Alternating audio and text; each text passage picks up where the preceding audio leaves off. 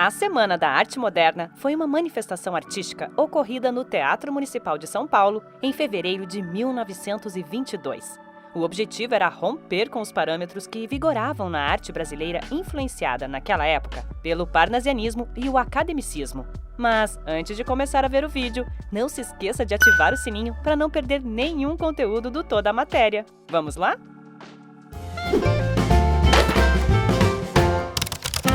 Em 1922, o mundo acabava de passar pela terrível experiência da Primeira Guerra Mundial.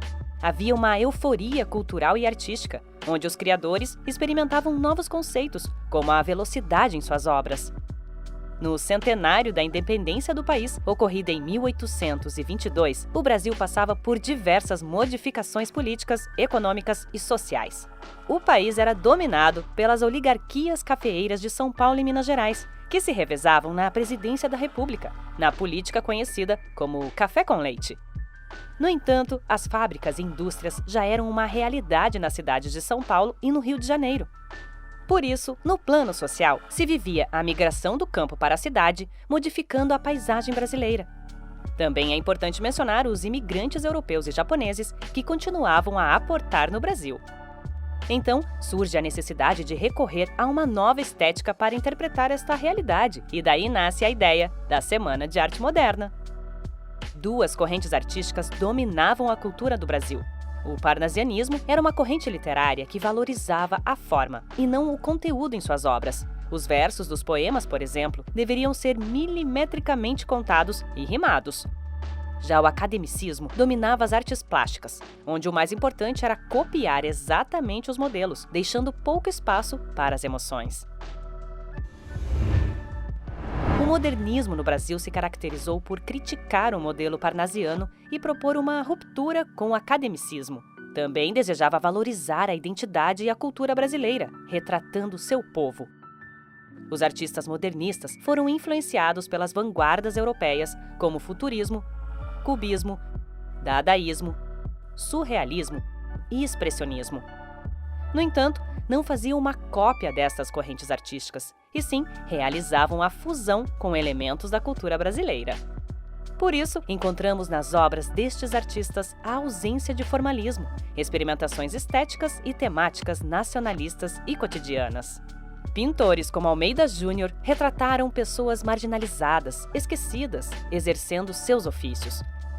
Na literatura, destacaram-se os trabalhos de Monteiro Lobato com seu Jeca Tatu, onde descrevia o habitante do interior de São Paulo. Na música, vemos os compositores usarem as melodias folclóricas e os ritmos populares para escrever suas partituras. Este foi o caso de Francisco Mignoni, em suas Valsas de Esquina, e Heitor Villa-Lobos, na coletânea Carnaval das Crianças. Na poesia, nota-se a aproximação com a linguagem oral e coloquial, em oposição ao formalismo do parnasianismo. Um bom exemplo é o poema de Oswald de Andrade. Dê-me um cigarro, diz a gramática, do professor e do aluno, e do mulato sabido. Mas o bom negro e o bom branco da nação brasileira dizem todos os dias: deixa disso, camarada, me dá um cigarro. Nos dias 13, 15 e 17 de fevereiro de 1922, ocorreu a Semana de Arte Moderna no Teatro Municipal de São Paulo.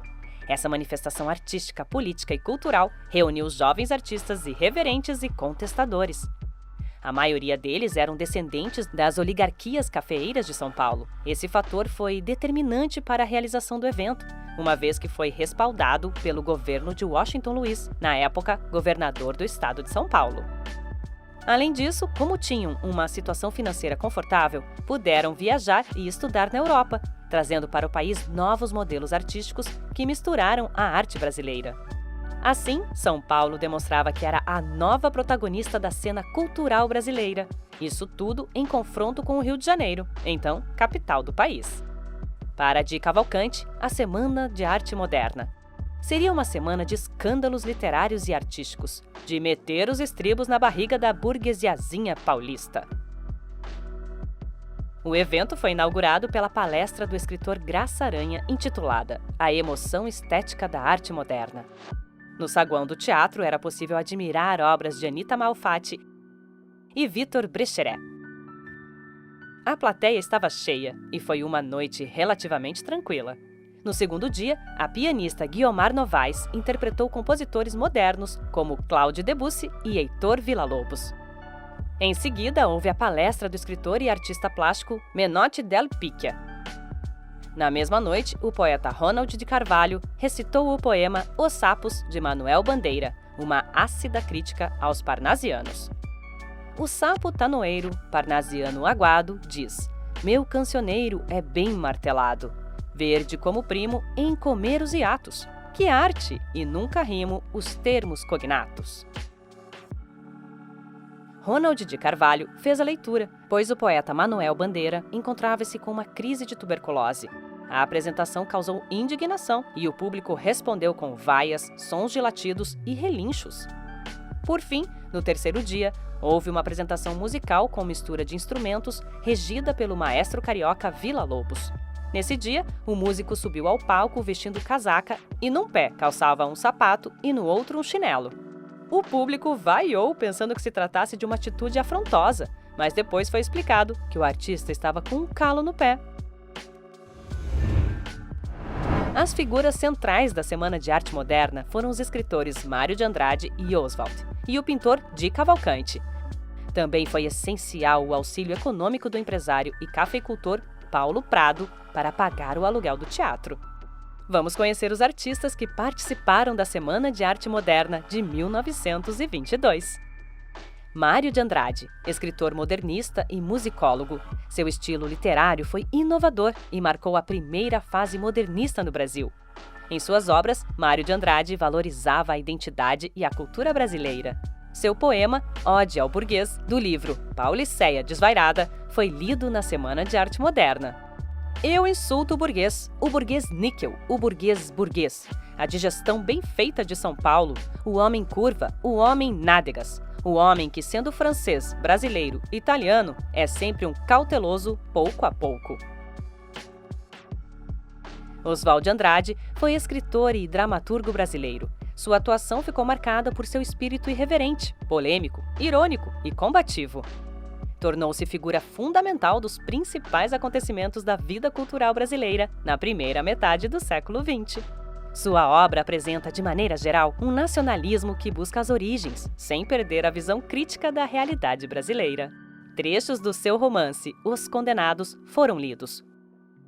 Por que não agora? Porque não souber enfrentar tudo, arrancá-la do outro e do avô?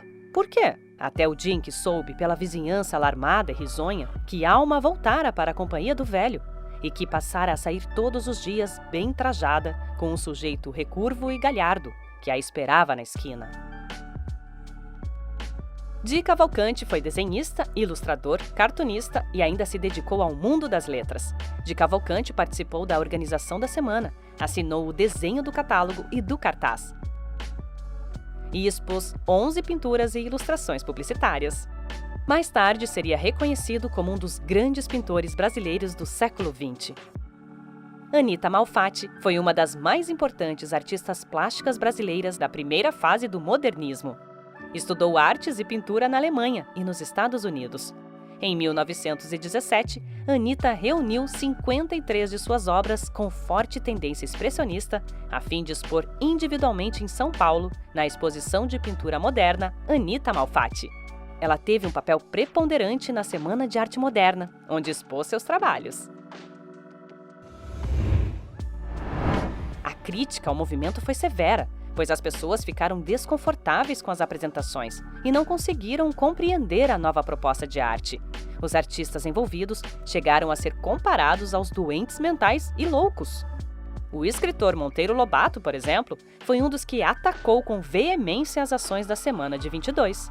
Para os organizadores, contudo, o excesso de crítica era exatamente aquilo que eles desejavam, pois chamaram atenção para suas propostas artísticas. Após a Semana de Arte Moderna, foram criadas inúmeras revistas, movimentos e manifestos artísticos. Isso porque vários grupos de artistas se reuniam com o intuito de disseminar esse modelo. Alguns exemplos que se destacaram foram Revista Claxon, Revista Estética, Movimento Pau Brasil, Movimento Verde e Amarelo, Movimento Antropofágico. A influência da Semana de Arte Moderna pôde ser sentida, inclusive nos anos 60, com a bossa nova e movimentos como o tropicalismo e a geração da lira paulistana nos anos 70. No centenário da independência do país, ocorrido em 1822, o Brasil passava por diversas modificações políticas, econômicas e sociais. As fábricas e indústrias já eram uma realidade na cidade de São Paulo e no Rio de Janeiro. Surge a necessidade de recorrer a uma nova estética para interpretar esta realidade, e daí nasce a ideia da Semana de Arte Moderna. O modernismo no Brasil se caracterizou por criticar o modelo parnasiano e propor uma ruptura com o academicismo. Na poesia, nota-se a aproximação com a linguagem oral e coloquial, em oposição ao formalismo do parnasianismo. Nos dias 13, 15 e 17 de fevereiro de 1922, ocorreu a Semana de Arte Moderna no Teatro Municipal de São Paulo. As figuras centrais da Semana de Arte Moderna foram os escritores Mário de Andrade e Oswald e o pintor Di Cavalcanti. A crítica ao movimento foi severa, pois as pessoas ficaram desconfortáveis com as apresentações e não conseguiram compreender a nova proposta de arte. Gostou? Temos um mapa mental com todo este conteúdo. É só clicar no link da descrição para baixá-lo. Inscreva-se no canal e não se esqueça de compartilhar o vídeo com quem precisa saber sobre a Semana de Arte Moderna. Até a próxima!